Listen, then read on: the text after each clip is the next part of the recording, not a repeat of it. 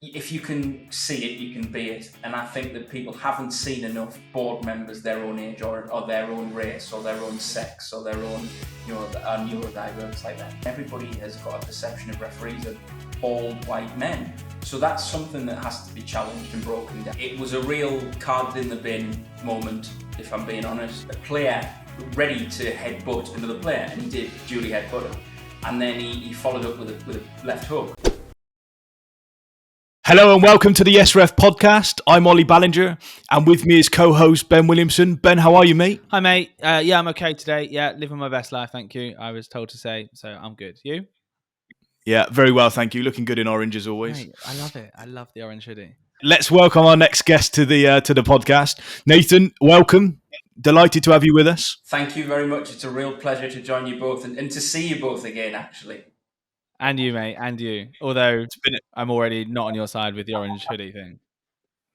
It's been a while, Nathan, for sure. So why don't you tell us a little bit about yourself? So I'm Nathan Sherratt. I'm the managing director of the Third Team, and the predominant focus of the Third Team is to work with referees on resilience, mental toughness, and mental well-being. And I'm now doing a lot more work in neurodiversity as well. I'm a big passionate supporter of neurodiversity in sports, as I'm on the autistic spectrum myself, and I know that's something we're going to talk about, hopefully in this podcast, but that's another big part of the work that we've started to do now as well. So let's have a little chat around the Third Team. Tell us, go into a little bit more depth. What is it you do on a daily basis with your customers? Why did you start it?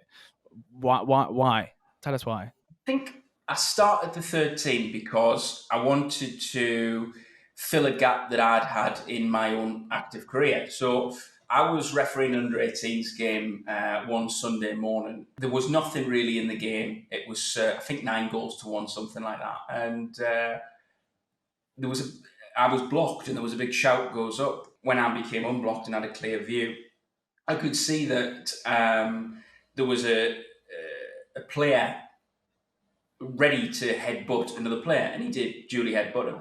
And then he followed up with a left hook. And this left the player on the floor having a fit.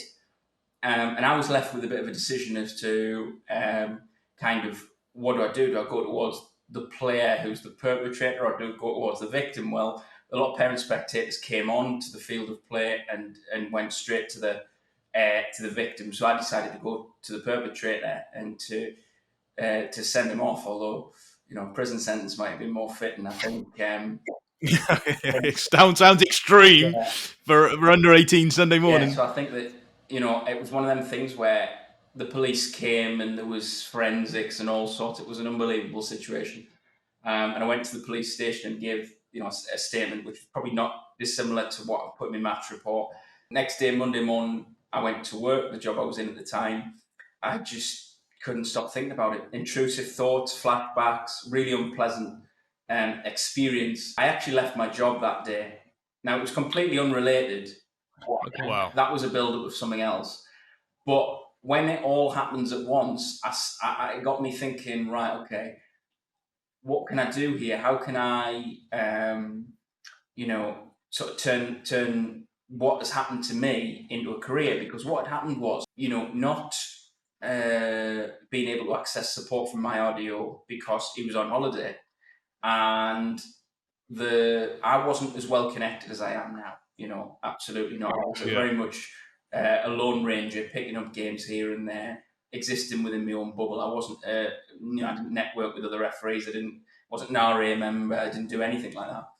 And I just realised that really, for me, one of the key things that I'd realised was that, you've got sort of the charities and things that can offer support, like Ref Support UK and things like that. But what is not there is, how can we be proactive with referees? How can we arm them? How can we, get them into a position where they're ready and feeling good? So I sort of started to get to work on building a business that could do that. And obviously the natural sort of focus for it was to build in sort of almost sports psychology type support for people. And that's what I've kind of done.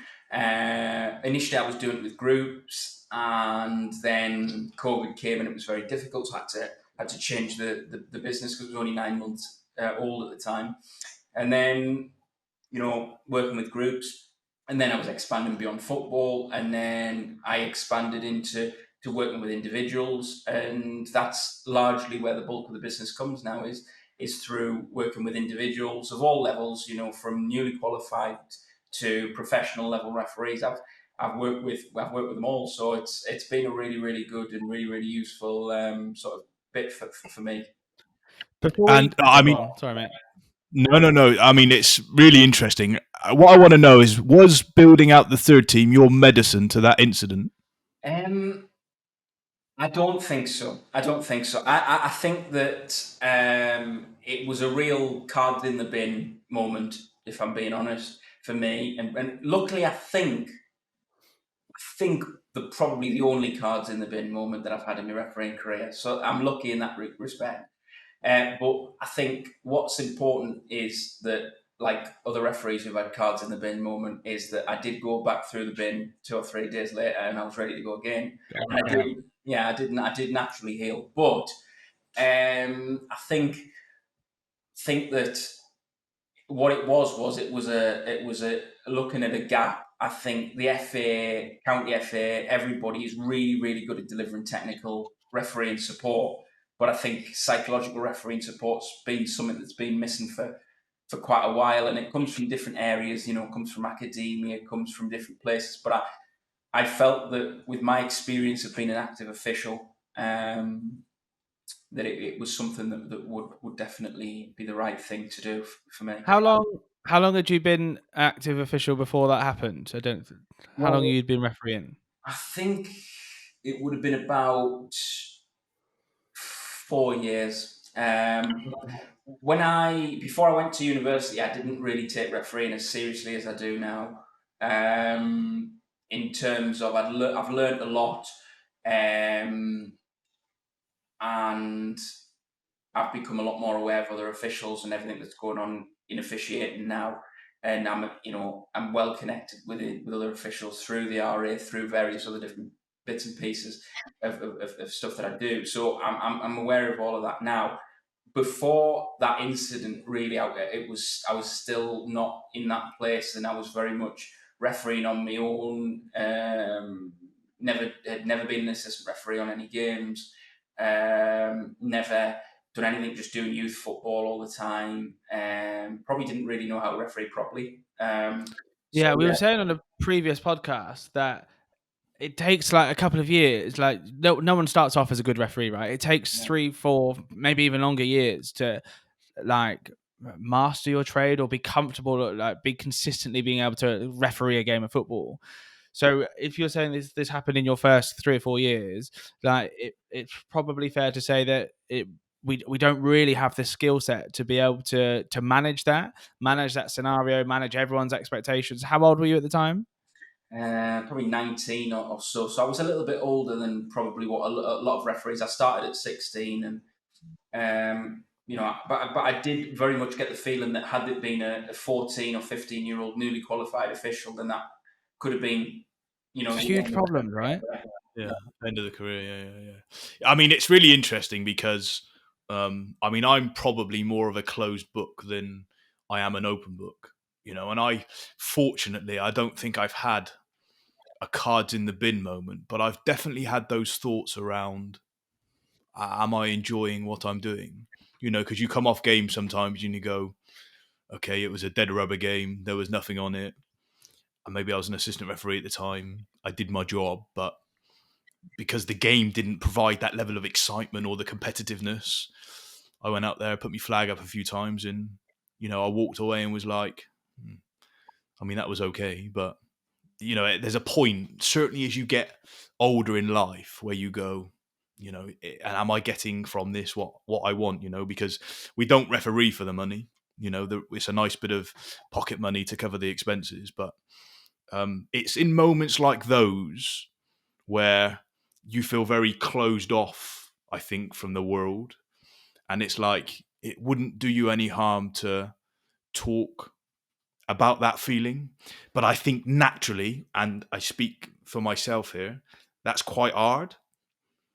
That's quite hard to just go, hey, this is how I feel, and I guess it's difficult because you put yourself in a place of vulnerability. Yeah.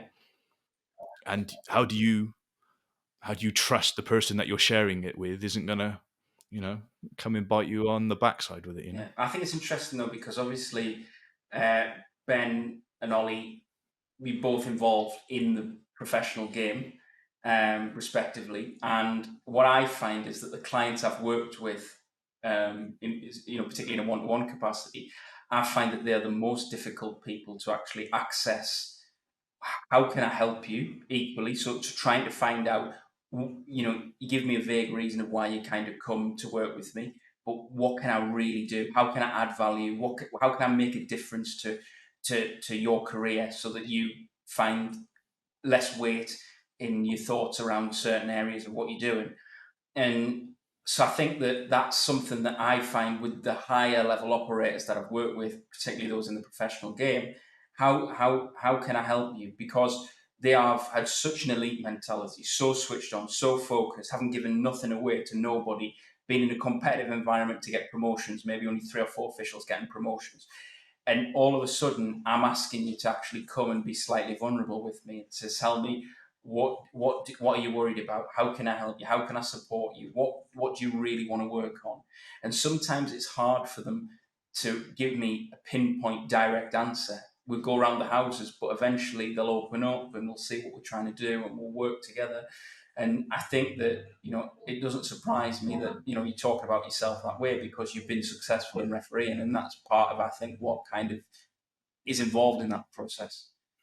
What's really interesting, something you just said, was the weight, right, that you carry around. And I think it's so subconscious that I think it's really difficult to see through the fact that you're carrying, I don't know, brain fog or whatever it is, right?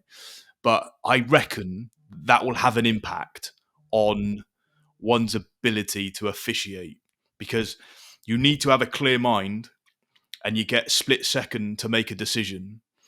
And I think it's really easy to sit there and go, I need to be fit, I need to know the laws, I need to make sure my admin's good. But I think that element of the mental clarity and that feeling of got a free head, I think it's because it's difficult to measure, right? Like, how on earth do you measure that? And how on earth do you have this feeling that you're going, actually, I'm in a really good place? Yeah. And I think that that's something that, there's a couple of things that I work on with officials. So things like visualization, things like grounding techniques that they can employ when they arrive at the stadium or the ground that they're officiating at. Sort of mindfulness activity and things like that. They are things that, when you talk about the weight and you talk about the pressure and having a clear head, those are the things that I try to put into them to mitigate some of that weight of feeling when they arrive at the ground. And that's something that, it takes time to build those routines and to get used to doing that on a regular basis. But that's where we've seen some really, really positive results with the clients. This might be a really silly question, but do you think that there's actually that much of a difference between like the weight that a 14, 15, 16-year-old referee carries to an elite referee? If we take out the money involved in the game, if that wasn't a thing, and actually you're refereeing in front of 20 people and a few parents and a dog at the park and 55,000 in a stadium, take those things out, does the pressure or does the pressure of refereeing change? Because if we've all got that inability or that own desire just to be the best, get all our decisions right, and we all put that pressure on ourselves, it doesn't matter what level of the game you're refereeing at, does that make a difference, do you think? And is there different techniques that a grassroots referee should do to an elite referee? Or are we saying that there's some real good similarities that we could employ across the officiating landscape? There are absolutely similarities, and a lot of the fundamentals are the same. But I think you can probably attest to this, Ben. It probably is maybe slightly different in terms of the actual position that you occupy when you're involved in a game. But what I would say is when you go from the grassroots level with the parents to then being in a stadium, a lot of officials report, well, it's just a wall of noise at the top end, whereas I can hear every shout at the bottom end. But I actually think that and you'll hear loads of people say this, I don't think I'm reinventing the wheel by saying this, but I think when you're in front of a group of 40 people at a field in your local park, but every single one of them thinks that their child on the pitch is the next Lionel Messi, Cristiano Ronaldo, Diego Maradona, okay? I think that's probably just as difficult, because when you flag their kid who's running through on goal offside or whatever it might be, you're then killing a dream, and somebody's not going to be happy with that, But equally, the pressure comes from, refereeing at the top ground or in national level, like you do, Ollie. In that moment, you're then saying, well, it's the hopes of a nation, and you feel that. Mm. So I just think that there's always the pressure, and in isolation, it feels probably just as big to everybody because you're closer to it in certain areas than others. Yeah, I know. I think that's really fair. One question that's going to link into this pressure thing, and it's actually, again, something we talked about fairly recently on different podcasts. So your take on this would be great. Why do you think referees put so much pressure on themselves around fitness test time? Because I hate it. I know I can pass the fitness test. I know I don't need to do too much leading up to it to pass it, because my general level of fitness is great. Yeah. As we already know, my body fat is far too high, but general level of fitness is fine. Like, why do we put so much pressure on ourselves leading up to that one fitness test or that 2 or 3 fitness tests every year? I think it's because for the rest of the season, a lot of officials train completely differently to the way that they'll suddenly start to train for the test. And I think that that's why they start to panic, because they're doing things that are not within their usual routine. So I think, look, you have to make changes when you come through the levels. There's no doubt about that. But I think with a lot of officials, they have a rudimentary, a rough routine that sort of does everything for them and gets them to where they need to be ready for matches. And I think when they make slight alterations, which I know a lot of referees do in terms of changing the way they train in probably from probably the last game of the season until the fitness test, whether they do it in June or July or August, they're not training the way that they normally train. They're not doing the things that they normally do. And I think that causes a lot of anxiety because they're actually away from their usual routines in the rest of the year. So you spoke about some of the successes that you've had with your one-to-ones, and that being a more predominant thing. Do you see any of that correlating to retention of sports officials? Well, I think a little bit more with the groups, to be quite honest with you, Okay. is something that we do. So when I work with county football associations or national football associations outside of the UK, a big part of what I do for them is to help them with the retention.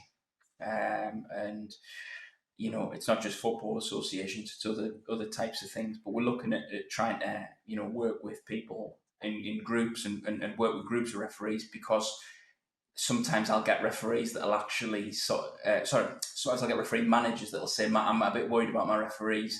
We've dropped for the last 2 years.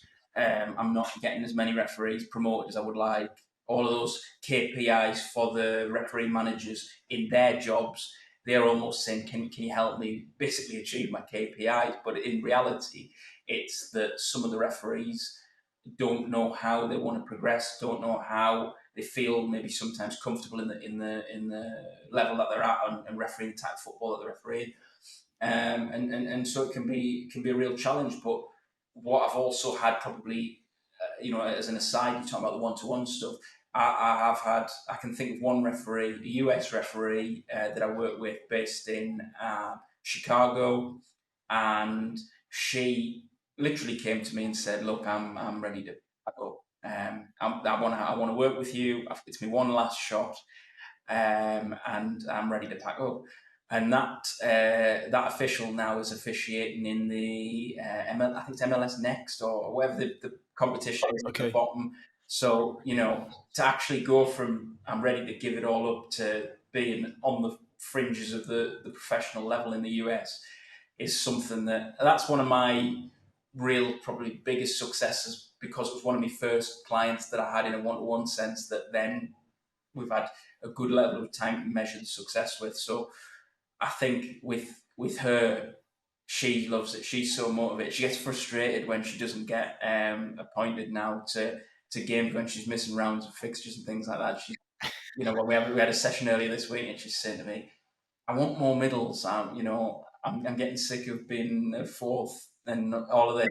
And so we've got to a point where she can't get enough, and she was ready to pack it all in. So I think I think that things like that are a really good measure of success. But what I've also had is situations where I've worked with officials who've said, "Oh yeah, I remember when you came to talk to our group of referees." So I'm in Durham, and I work sometimes with North Riding officials, and I did one of the first workshops I ever did was for 2 core groups in North Riding FA, and I've worked with a couple of guys where they've said, "Hey, I'm really glad you're on my line because I remember you talking to me about some of the stuff we could do." So and it's been really helpful. So I think that it's always nice to see things like that and to be able to see the progress. But I think we've definitely helped with retention. We've had some really good feedback. So I think that has definitely helped massively. Must be a really proud moment, that, Yeah, Nathan. I mean, that's awesome to just like keep a referee in the game. Yeah.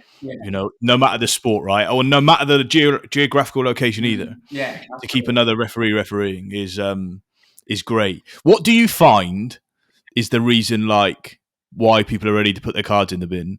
Is it a magnitude of bad experiences, or is there a predominant element that is putting people off refereeing? I think it's not feeling supported enough, not feeling as if they have the it's certainly, I would say, the most overwhelming, overarching topic you could put it under is a lack of confidence. And I think that, but it's not feeling supported, it's feeling unsure about whether what you're doing is working for you and is right for you.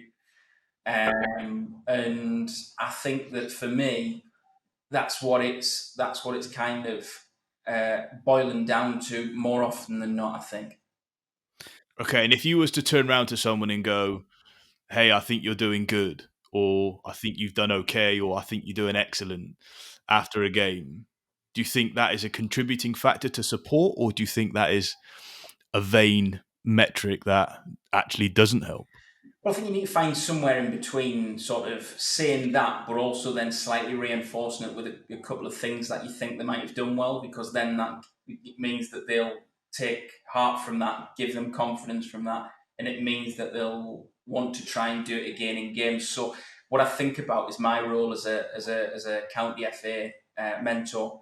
So when I go and watch a referee, I probably slightly overstep the mark in terms of what the FA actually wants. But what I like to do is actually point things out to them that I think they've done. Normally, it's more of a well-being role of how you feel, can I help you in any way, all that. But I actually like to say that I really thought that was a good advantage, or I thought you did a really good job of managing that free kick, or whatever it might be, just to give them something where they think, right, I've done that and I've done that well. So if I do that again, because a lot of these referees that I'm mentoring are refereeing their very first games in football. So they need something tangible to hang their hat on, I think, where they're actually good part of the refereeing. I think it's really interesting as well, right? Because I think people like to share feedback and people like to share their input, and we see that in a negative fashion, like TV and people shouting their opinions at referees. But I believe that the younger grassroots, lower level kind of football, managers do actually want to help. Well, yes, they're passionate, and yes, sometimes they overstep the boundaries and things like that, which isn't great. But I'll give you an example. Last weekend, I went and refereed. I didn't get a game in the National League, so I went out and did some youth football, which I don't generally do, but I wanted to help out, and I thought I've got a Sunday free, so I'll go and do some games. Went and refereed a game, Sunday afternoon, under-16s game. I turned up, did the game, didn't tell anybody that I don't normally referee this level, anything like that. Just turned out, "Hi, Ben, referee, let's get on with it." Sent off a player for violent conduct, bizarre incident. He got rounded by an attacker, and as he's trotting back to the goal, into his goal line, he just clotheslines this player. Horrendous. It was out of nowhere. Sent him off, got on with it. Didn't really think too much. The away manager or the players manager that I sent off obviously wasn't thrilled with him, but said you had nothing else you could do, ref. Gave me some of his pointers, no problem. Got home, forgot about it, had a bath, had a lovely evening. Then I got a text. Had a bath. I had a bath, mate, yeah.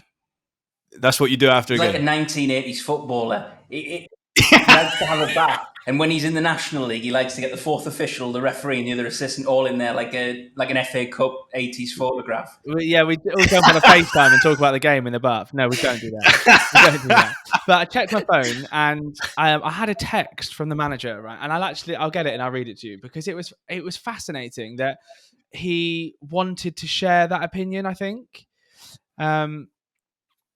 So he sent a message and just said, thanks for your time today. You're one of the best referees we've had in the league.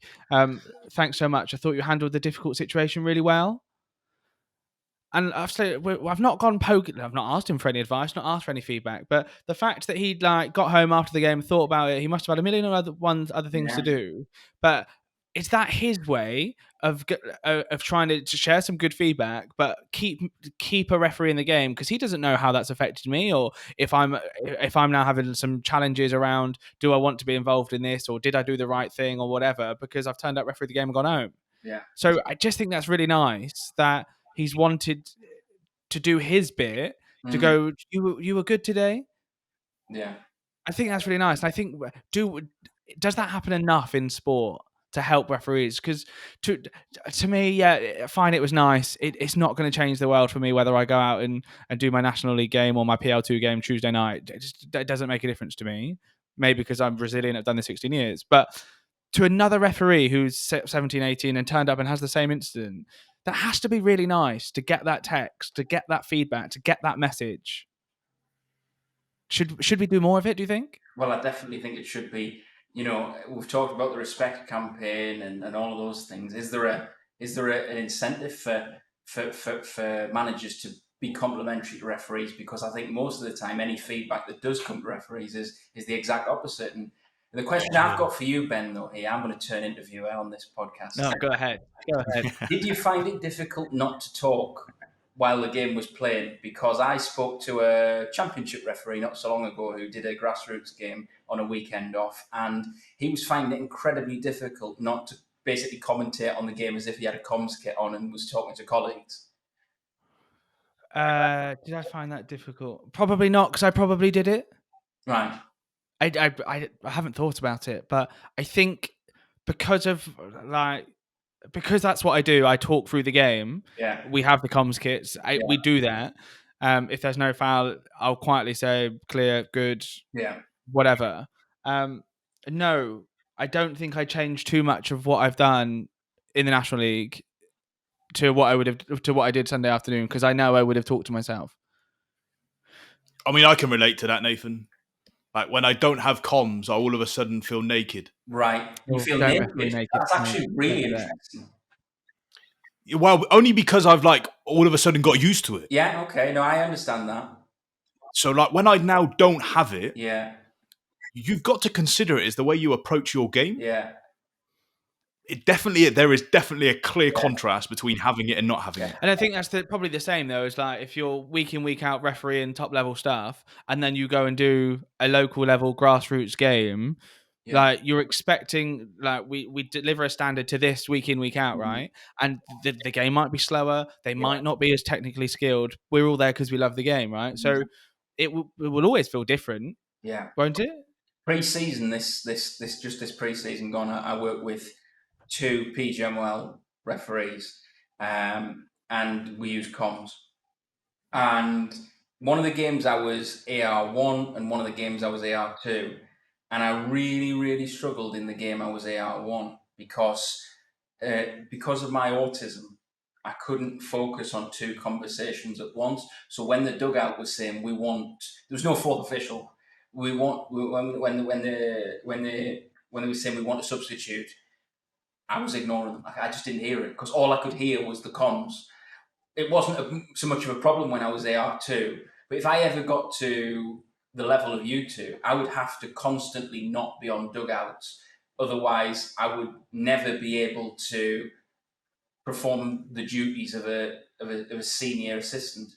because I can't hear two things at once. And that was something that's a problem I've never had to have and never will have, in the next couple of seasons. But it's something that it made me realise it's actually quite a difficult job for neurodiverse officials win the comms, because you're all right if you're on your own and you just need to talk to the referee and the other assistant. But when you need to communicate with people who are not wearing comms kits, basically, so club officials, it's a massive problem. Tell us more about this neurodiversity that you're doing, Nathan. So I am autistic, and a lot of people know a lot about autism. A lot of people will not know about autism, but might have seen the film Rain Man. And it's not really anything like that in reality. It's not like people who just recall information off the cuff. There is that certainly is a massive part of it, and having a really good memory, especially photographic memory, is something that it can be there. But a lot of people think about non-verbal people who are in sensory rooms, don't have the ability to live normal lives. But so that from my side about autism, that's what it is. But I'm also a coach in terms of coaching neurodiverse individuals in business and in their day-to-day jobs. So one of my clients recently has been a critical care consultant in an ward in London where there's been major trauma centre. So he's dyslexic, for example. So I'm working with a lot of different people as well in my coaching away from sport, in that regard, and trying to help him to pass exams that he's got, professional exams that he's got. So it's a big part of what I do. I'm also a trustee for Daisy Chain, which is an autism charity in the northeast of England, and does a lot of work with people of all ages. It started out as family respite centre for people with autistic children, and it's now evolved to providing beneficiaries services from, I think one of our oldest beneficiaries is in the 60s, some of the youngest are under the age of 5. So, very much a very broad spectrum, ironically, that we cover in that charity. And I'm the first trustee to be on the spectrum. So being able to advocate for the beneficiaries at board level is one of the kind of real privileges I've got of being able to be a part of the organisation. So how did you get into that role, Nave? How what made you want to go? Do you know what it's really clear, right, that you are just a helper. You really want to help people, and you do really well at it, which is fantastic. So what made you want to make that next steps to go actually to get involved in the charity or to sit on the board? Because that's a big responsibility. So what drove you to want to do that? It is a big responsibility, and it's probably a responsibility that I didn't appreciate the size of that responsibility before I started. And I think what I wanted to do was I wanted to play a part, and I wanted to really kind of just make a difference and be able to actually sort of help and advise and give that support to people, and to be able to bring a different perspective to the board as well. I'm also the youngest by quite a distance on the board, so I think being able to bring the perspective of a young person with me is something that I can really help, because I'm a lot closer in the age to the bulk of our beneficiaries. Like I said, we have got a few that are a little bit older, but the bulk are in their sort of teens and 20s and things like that. And I have a lot of experience of transitioning from school to sixth form to university and then into self-employment. So I think trying to use all those different bits and pieces are the bits that we've really kind of I've been able to bring to it, and I'm really, really enjoying the role. And like you say, for me, it's a real pleasure to be able to support the charity and to try and help it, because ultimately, I suppose to an extent, I'm one of the lucky ones that I'm quite high functioning as an autistic person, and I do have the ability to advocate for others who are on the spectrum. But I think that unfortunately it's been one of the things that I haven't been able to get involved in anything else previously, but now I'm very fortunate to be able to be on the board at Daisy Chain.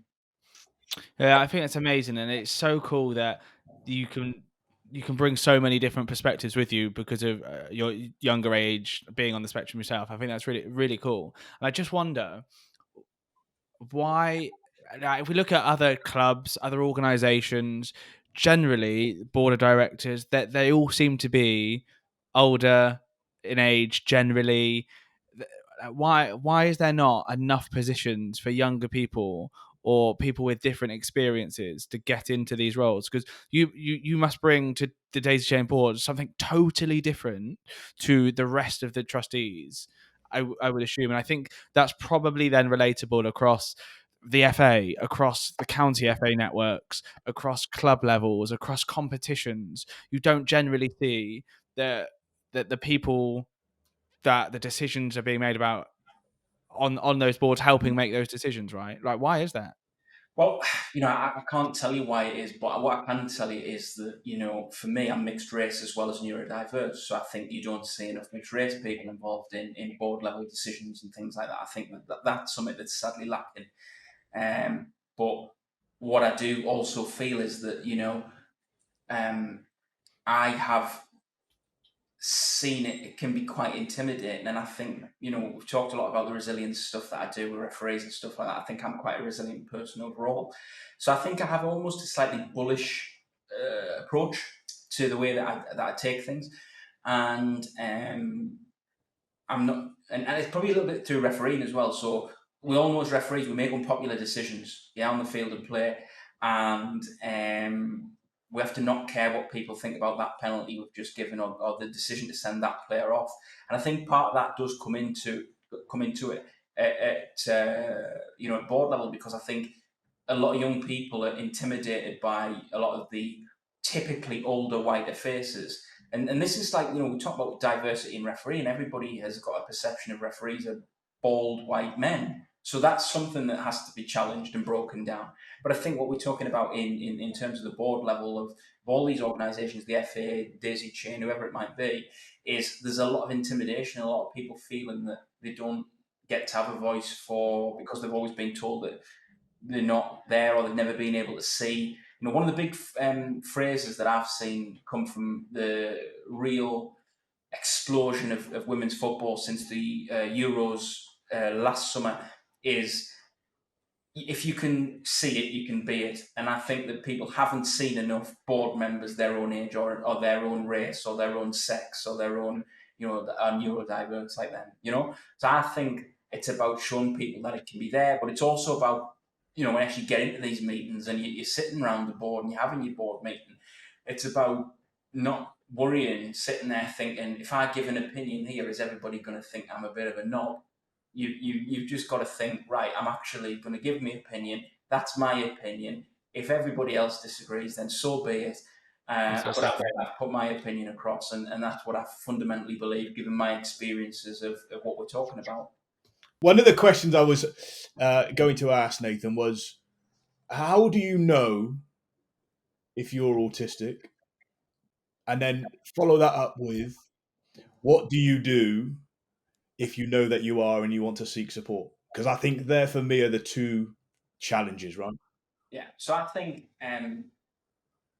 you don't always necessarily know, and I think that's why we have to try and give some education to what a lot of autistic traits are, so that people can be more aware. And it's not just traits of autism that everybody needs to be more aware of.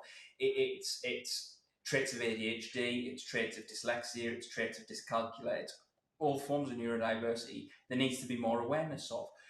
Particularly because when I think back to when I was at school, autism was used as a stick to beat people with. So everybody would sort of try and bully kids by saying, "Oh, you're autistic," without really knowing any meaning or any having substance behind it at all. So I think it's actually about knowing what it really is, because many autistic individuals will live happy, fulfilled lives, will be married, will have children, will have a mortgage, will drive a car, all of those things. But will need certain support with certain aspects of their life and may struggle with other things. And so, you would be looking with things like resistance to change, difficulty in sequencing tasks in daily life, and sometimes there can be difficulties with coordination, which is one of the reasons why refereeing is the only real involvement I'm able to have in football, because I have a lot of problems with my coordination. So for me, trying to kick a ball, is just a non-starter. So I think that that's why. So it's actually about having those adaptations and realizing what you're good at. In terms of if you think that you may be neurodiverse, unfortunately, depending on where you live, there are a lot of long waiting lists for diagnosis at the moment, and getting support from perhaps your local NHS trust or whatever it might be. So what I would encourage you to do while you're on that waiting list is to engage with charities like Daisy Chain or whatever your local neurodiversity charity is, in order to get some support around how it might impact you, what accommodations you might need, how you might get, basically get the best out of yourself, whatever stage of life you're in, whether you work in the workplace and you need accommodations such as you need to work in a room that doesn't have a certain level of light because that can affect you from a sensory perspective. Is there a certain temperature because it can affect you from a sensory perspective? You need to move your desk away from the door where all the visitors and all the staff come in, because that can be really difficult. Things like that. Or whether you're at school and you need extra time in exams.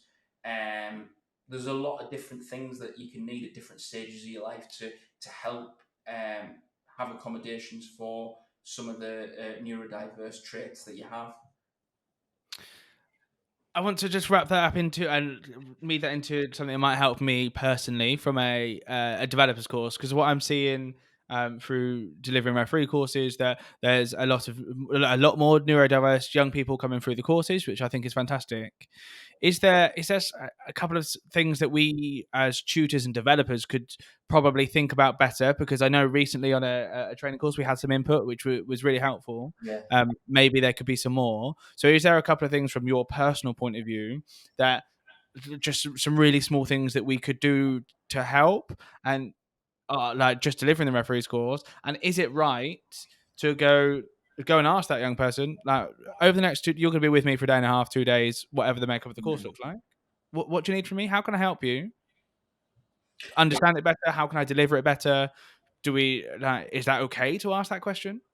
Well, I think so, because it shows that you want to help them and you want to make the reasonable adjustments that they need to maximise the value of the course you're delivering. So I think that actually one of the key things that you can probably do is to, overwhelm's a big challenge in many forms of neurodiversity. So I think that one of the things that you absolutely can do is to, if you're going to hand out 10 pieces of paper over one day of the course, you might want to slow down that. You might want to look down your list on Monday if you're delivering a course on Saturday and say, right, I've got 3, autistic referee candidates on this course this week. So what I'm going to do is I'm going to start feeding them some information on Tuesday, and then I'm going to send them another one on Wednesday, another one on Thursday. So they've had more time to digest the information before they turn up, and you're not overwhelming them by slapping down 10 sides of A4 in front of them and then saying this is what's happening, because it can be too much to take in. I think, for example, if you have a dyslexic referee candidate on the course, one of the things you might want to do is provide them with a highlighter to highlight some of the stuff that they want to do, or you might want to give them an extra piece of paper so that they can cover and just read line by line.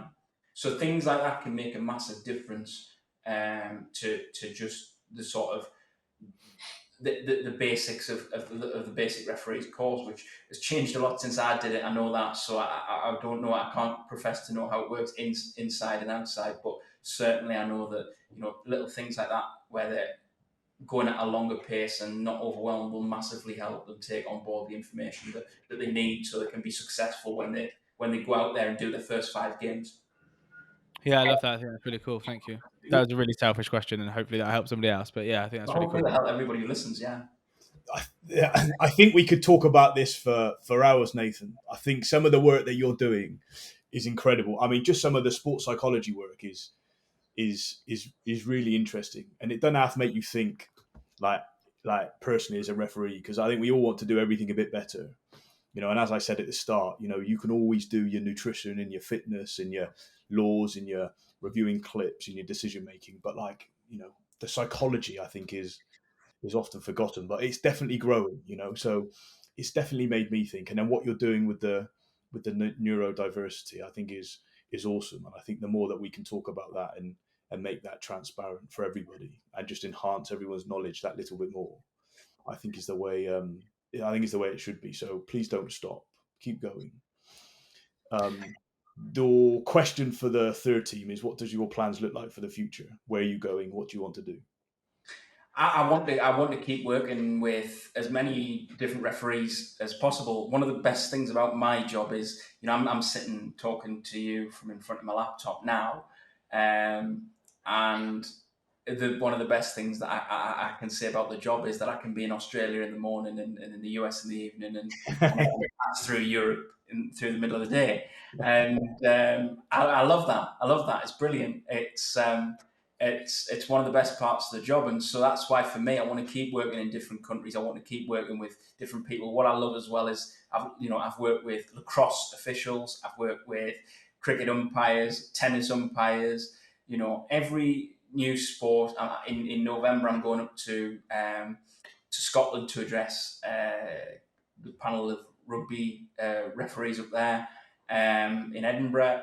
And what I love is to learn about other people's sports, to learn about how they officiate. I've been watching the Rugby World Cup at the moment and watching how, and by the way, I love the YesRef posts about the rugby officials. I think it's brilliant. And I would urge everybody to have a look at that. But also, what I really, really love about it is I love watching how other officials communicate with each other in other sports, how they work, how they deliver.